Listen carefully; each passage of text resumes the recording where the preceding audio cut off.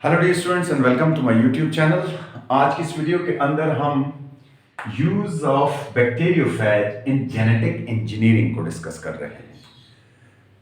सबसे पहले बैक्टीरियोफेज को हम जानते हैं, ये एक ऐसा वायरस है जो बैक्टीरिया पर अटैक करता है और बैक्टीरिया के अंदर अपना लाइफ साइकिल कंप्लीट करता है। दूसरे नंबर पर वर्ड जेनेटिक इंजीनियरिंग से क्या मुराद है, यानी जेनेटिक इंजीनियरिंग से मुराद होता है कि किसी एक ऑर्गेनिज्म के जेनेटिक मटेरियल को किसी दूसरे ऑर्गेनिज्म में ट्रांसफर करना। इस प्रोसेस को जेनेटिक इंजीनियरिंग कहा जाता है। ठीक है जी। और इस तरह से जो नए ऑर्गेनिज्म पैदा होते हैं उन्हें जीएमओ यानी जेनेटिकली मॉडिफाइड ऑर्गेनिज्म कहा जाता है। तो आज हम देखते हैं कि जनाब ये जो बैक्टीरियोफेज है इसको जेनेटिक इंजीनियरिंग के लिए किस तरह इस्तेमाल किया जाता है। तो डेफिनेशन से शुरू करते हैं जनाब।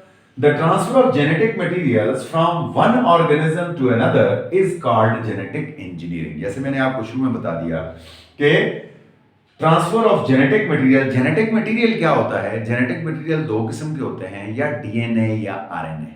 ये वो मटेरियल है जिसे जेनेटिक मटेरियल कहा जाता है, जो क्रोमोसोम्स के अंदर पाया जाता है।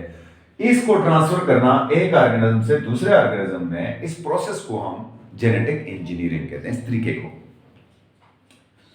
अब बैक्टीरियोफेज एज क्लोनिंग वेक्टर इस्तेमाल होता है। क्लोनिंग वेक्टर क्या होता है, पहले क्लोनिंग वेक्टर को समझ लें।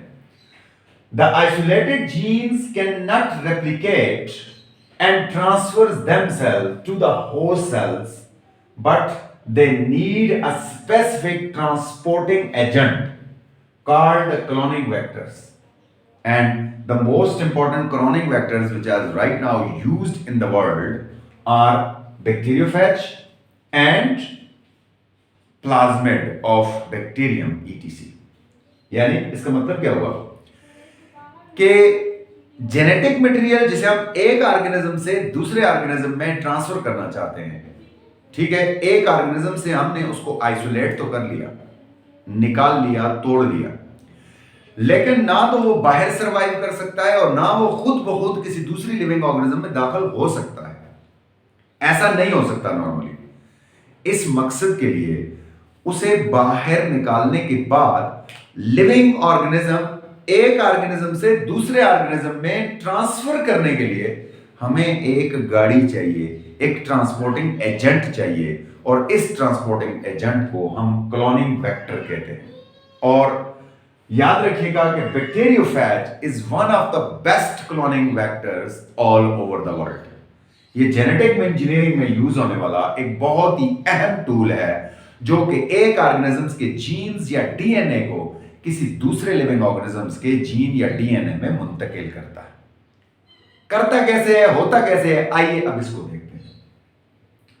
Construction of A recombinant vector. एक रिकम्बिनेंट वेक्टर पहले बनता कैसे, पहले इसके अंदर हम जो डिजायर जीन है हमारा उसको कैसे ट्रांसफर करेंगे। इस मकसद के लिए in the first step the desire gene और DNA is fragmented by using the restriction enzyme. ये बड़ा इंपॉर्टेंट एंजाइम है। एक खास किस्म का एंजाइम लिविंग की बॉडी में पाया जाता है, उसे कहते हैं रिस्ट्रिक्शन एंजाइम। रिस्ट्रिक्शन एंजाइम में ये खूबी है कि जब भी उसे अप्लाई करें, वो जैसे जब चाहता है जो डीएनए के फ्रेगमेंट्स होते हैं उनको मुख्तलिफ जगहों पर छोटे छोटे पीसेस में काट सकता है। इस तरह ये फ्रेगमेंट कहलाता है। फ्रेगमेंट का मतलब हो गया छोटे छोटे पीस। ठीक है जी। डीएनए को सबसे पहले जिस चीज का डीएनए हमने निकालना है उसे हम छोटे छोटे पीस में काट देते हैं। किसकी मदद से? सीजर रिस्ट्रिक्शन एंजाइम की मदद से काट लिया। अब सेम रिस्ट्रिक्शन एंजाइम हम इस बैक्टीरियोफेज के अंदर इस्तेमाल करते हैं ताकि उसका जो डीएनए है उसको भी उसी तरह उसी हिसाब से काट दिया जाए। दूसरे स्टेप में with the help of same restriction enzymes phage DNA should be cut down to adjust the desired gene और piece of DNA in it. ठीक है जी। दूसरे नंबर पर हम जो ये हमारे पास फेज का डीएनए है इसको उसी रिस्ट्रिक्शन एंजाइम से काटते हैं, उसी साइज में काट देते हैं ताकि वो जो हमारा डिजायर जीन का फ्रेगमेंट है वो इसमें एडजस्ट हो सके, फिक्स हो सके। हो गया जी, तैयार हो गया।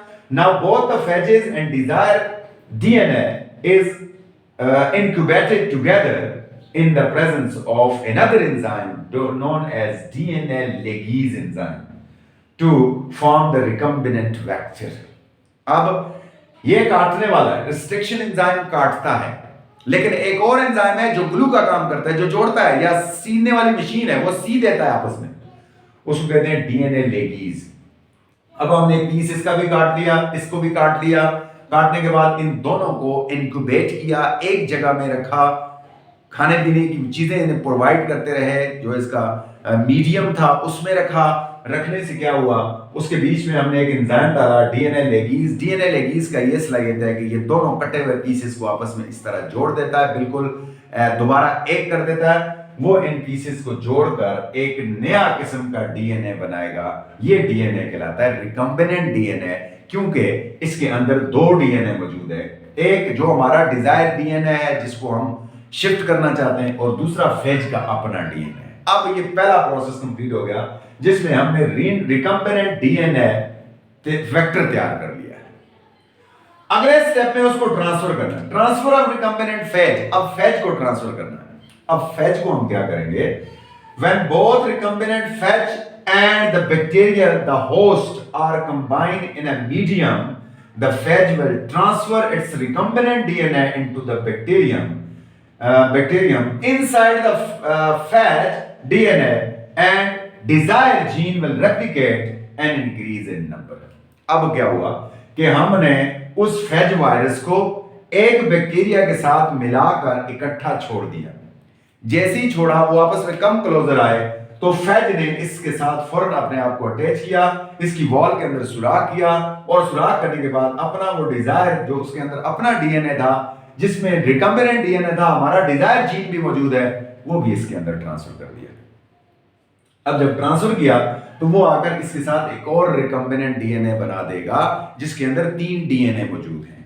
3 कौन कौन सी डीएनए मौजूद हैं? एक डीएनए तो वायरस का है, दूसरा डीएनए हमारे फेज का है, और तीसरा डीएनए हमारा डिजायर डीएनए, जिससे हम कोई काम लेना चाहते हैं, जिसे हम शिफ्ट करना चाह रहे थे। वो डिजायर डीएनए भी इस बैक्टीरिया तक पहुंच गया है। किसने पहुंचाया? फेज ने पहुंचाया। तो ये है फेज का काम जेनेटिक इंजीनियरिंग में। इस तरह से ये डीएनए को, हमारे डिजायर डीएनए को किसी दूसरी ऑर्गेनिज्म में ट्रांसपोर्ट कर देता है।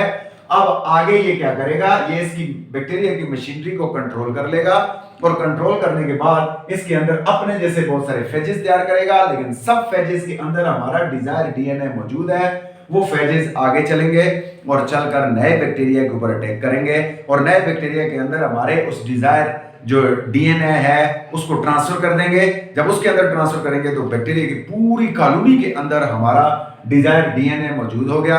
अब अगर ये लाइसोजेनिक साइकिल में चला गया, जब इसने बैक्टीरिया को नहीं मारा, तो बैक्टीरिया की बॉडी के अंदर हमारा डीएनए काम करेगा, और हम उससे वो डिजायर प्रोडक्ट बना लेंगे।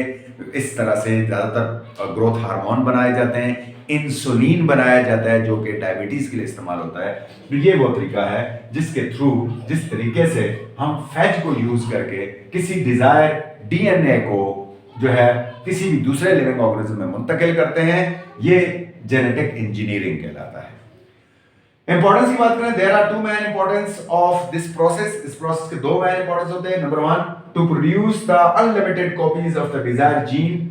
मसलन इसकी हमें बहुत सारी कॉपियां चाहिए किसी भी प्रोसेस के लिए, किसी भी मकसद के लिए, तो वो कॉपीज हम इसके अंदर बना लेते हैं, अनलिमिटेड कॉपियां तैयार कर लेते हैं। To produce specific proteins like human insulin and growth hormone, और बहुत सारी किस्म की प्रोटीन इस तरीके से हम बना सकते हैं, डिजायर प्रोडक्ट बना सकते हैं। जैसे ह्यूमन इंसुलिन है, अगर किसी का पेंक्रियाज जो है उसने काम छोड़ दिया है, उसकी इंसुलिन नहीं बन रही है, तो उसको हम आर्टिफिशियली बनाएगी ये इंसुलिन दे सकते हैं। ग्रोथ हार्मोन, किसी की हाइट नहीं बढ़ रही है, उसका pituitary gland proper growth hormone नहीं बना रहा, तो हम इस तरीके से रिकम्बिनेंट टेक्नोलॉजी से उसे बना लेते हैं, और बनाकर उसे भी आर्टिफिशियल तौर पर, आमतौर पर लोगों को देते हैं, ताकि उनकी ग्रोथ में इजाफा हो। तो ये था जनाब आज का हमारा लेक्चर, कि जो फेज वायरस है उसका हम जेनेटिक जो इंजीनियरिंग है उसमें किस तरह इस्तेमाल करते हैं। आई होप कि आपको समझ आया होगा।